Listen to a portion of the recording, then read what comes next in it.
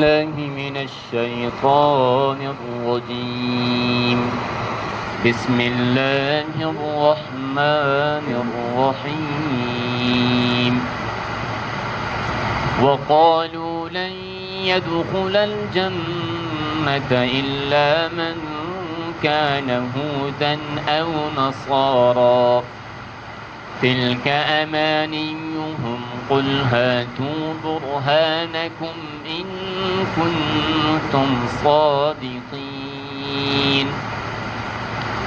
بلى من أسلم وجهه لله وهو محسن فله أجره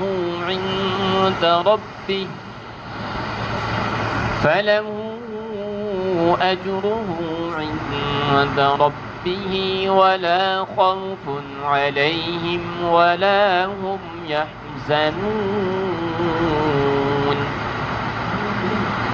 وقالت اليهود ليست النصارى على شيء وقالت النصارى ليست اليهود على شيء وهم يتلون الكتاب كذلك قال الذين لا يعلمون مثل قولهم فالله يحكم بينهم يوم القيامة فيما كانوا فيه يختلفون.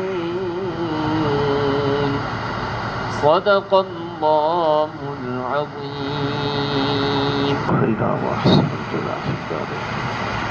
آیت نمبر ہے 111 112 113 سورہ البقرہ. ماقبل آیات کے ساتھ ان کا ربط یہ ہے،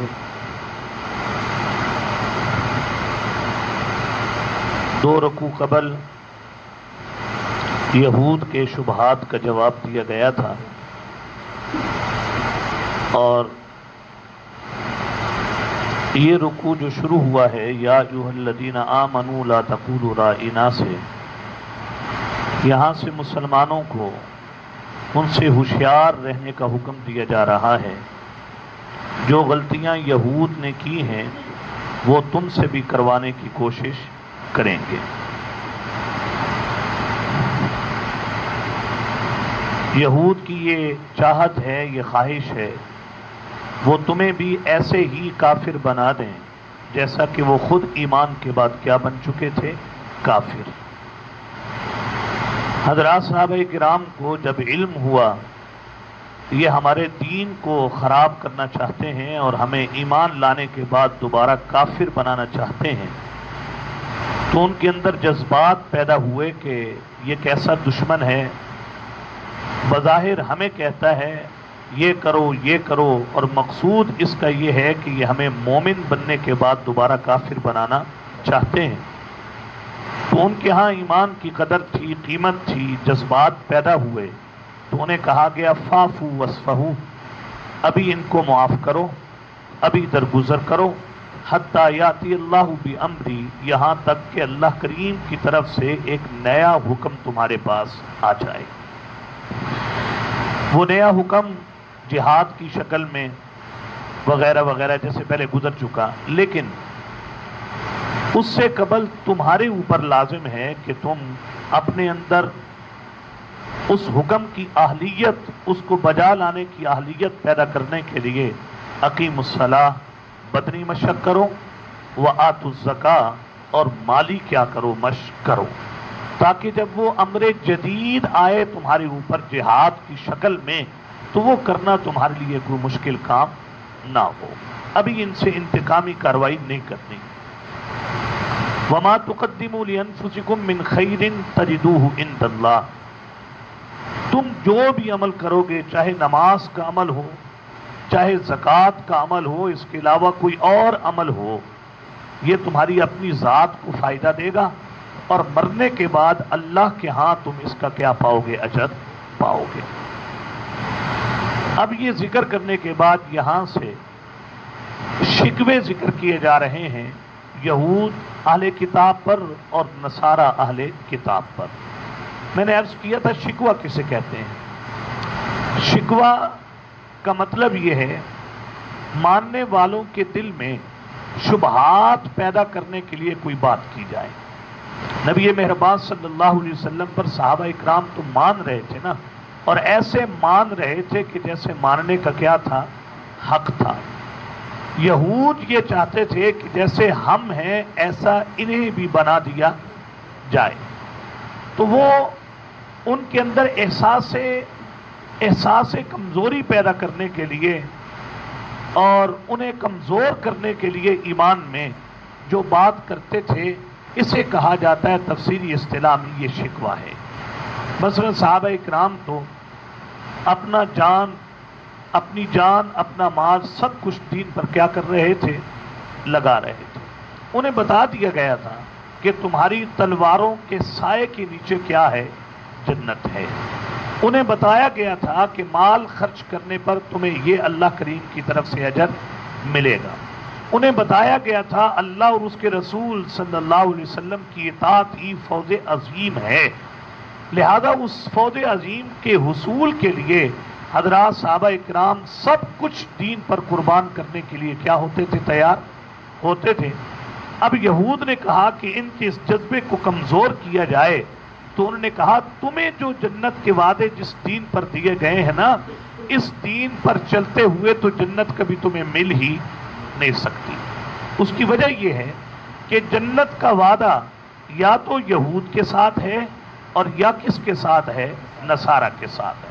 تم ایسے ہی کوشش کر رہے ہو، تگ و دو کر رہے ہو، محنت کر رہے ہو، تمہاری اس تگ و دو اور محنت کے نتیجے میں تمہیں کبھی بھی جنت ملے گی نہیں۔ اسے کہتے ہیں شکوہ۔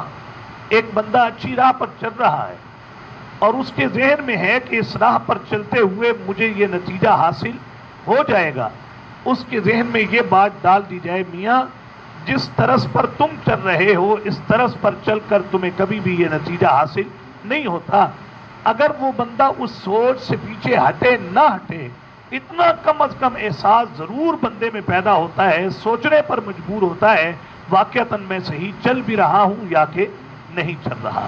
یہ ہے شکوہ یہود پر۔ یہود کہا کرتے تھے لن يدخل الجنت الا من کان ہودا، جنت میں داخل ہوں گے یا تو کیا؟ یہودی او نصارہ، یا کیا؟ نصارہ۔ اس پہ میں نے عرض کیا تھا یہ دونوں قومیں، ان کے سامنے ایک تیسری قوم ابھر کر اب آ رہی تھی، اور وہ قوم تھی نبی مہربان صلی اللہ علیہ وسلم کی امت، یعنی امت مسلمہ۔ اور اس امت کے ابھرنے سے قبل، اس امت کے ابھرنے سے قبل وہ لوگ ایک دوسرے کے دشمن تھے، نہ یہود نصارہ کو پسند کرتے تھے اور نہ نصارہ یہود کو کیا کرتے تھے؟ پسند کرتے تھے۔ لیکن اس امت کے خلاف یہ دونوں قومیں کیا ہو گئی؟ متحد ہو گئیں۔ یہ دونوں باتیں، یہود بھی یہ کہتے تھے چلو یہودی نہیں بنتے تو عیسائی بن جاؤ، نصارہ یہ کہتے تھے نصارہ نہیں بنتے تو کیا بن جاؤ؟ یہودی بن جاؤ۔ لیکن جنت بند ہے انہی دو گروہوں میں، یا تو یہودی بننا پڑے گا یا تمہیں عیسائی بننا پڑے گا۔ یہاں پر علماء نے استدلال کرتے ہوئے کہا ایسی دو طاقتیں جو آپس میں دشمن تھیں اسلام سے قبل، انہوں نے اسلام کا نقش لوگوں کے ذہنوں سے مٹانے کے لیے ایسا ایک متحدہ محاذ بنایا، اور وہ دو جماعتیں بھی ایک ایجنڈے پر کیا ہو گئیں؟ متفق ہو گئیں۔ اب یہ لمحہ فکریہ ہے مسلمانوں کے لیے، یہود اور نصارہ اتنا اختلاف ہے بنیادی طور پر ان دو گروہوں کا، لیکن اسلام کے خلاف یہ دونوں جماعتیں کیا بن گئی؟ ایک بن گئی۔ لیکن یہ المیہ ہے مسلمانوں کے لیے کہ وہ بنیادی اختلاف کے باوجود یہود حضرت عیسیٰ کو نہیں مانتے، اور یہ آپ سن چکے ہیں پہلے، ماننا نہ ماننا بڑی دور کی بات ہوتی ہے۔ معاذ اللہ یہود کا نظریہ حضرت عیسیٰ کے بارے میں یہ ہے کہ یہ ولد الزنا ہے۔ اندازہ کریں کہ کتنا بنیادی اختلاف ہے۔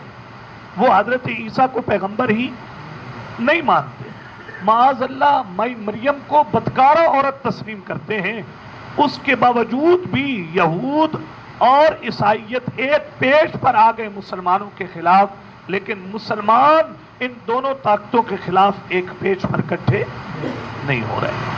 اللہ ہمیں بنیادی جو اعتقاد ہیں ان کو قائم رکھتے ہوئے اتحاد کی فضا عام کرنے کی توفیق نصیب فرما دے۔ انہیں کہا گیا تلک امانیہ، یہ تمہاری جھوٹی کیا ہیں؟ آرزویں، بس یہ آرزویں ہیں، یہ تمنائیں ہیں جھوٹی تمہارے دل میں۔ قل ہاتوا برہانکم ان کنتم صادقین، اگر تم اس دعوے میں سچے ہو کہ یہود جنت میں جائیں گے یا کون جائیں گے؟ نصارہ۔ تو ان کنتم صادقین، اگر تم سچے ہو تو کوئی اپنی کتاب سے دلیل کیا کر دو، پیش کر دو۔ یہود اپنی کتاب سے نکال کر بتا دیں کہ جنت بند ہے کن میں؟ یہودیوں میں۔ نصارہ اپنی کتاب انجیل سے لا کر بتا دیں کہ صرف نصارہ نے جنت میں جانا ہے، ان کے سوا کسی اور نے جنت میں نہیں جانا۔ بلا من اسلم، سبق کی جو دوسری آیت ہے اس میں جواب شکوہ ہے۔ اس میں یہ کہا جا رہا ہے یہ جو تم نے ایک احساس کمتری پیدا کرنے کی کوشش کی ہے کہ جنت میں جانا ہے یا تو یہودی بنو یا پھر کیا بنو؟ عیسائی بنو، یہ تمہاری بات بالکل غلط ہے، اس لیے کہ تمہارے دعوے پر تمہارے پاس کوئی دلیل موجود نہیں ہے۔ بلا من اسلم وجہہ للہ، آؤ ہم صرف تمہارے لیے نہیں تمام آسمانی مذہب رکھنے والوں کے لیے یہ بات کر رہے ہیں۔ بلا من اسلم وجہہ للہ وہو محسن، اللہ کریم کی طرف سے اتفاقیہ بات یہ ہے کہ جنت میں داخلے کے لیے دو چیزیں ہونا ضروری ہے۔ کتنی چیزیں ہونا ضروری ہیں؟ دو۔ یہ مذہب قومیت میں بند نہیں ہے۔ انشاءاللہ میں آگے چل کر بات کرتا ہوں کہ ان دونوں گروہوں کا قصور یہ تھا کہ انہوں نے مذہب کو مذہب کی حیثیت سے نکال کر قومیت کے دائرے میں کیا کر دیا تھا؟ داخل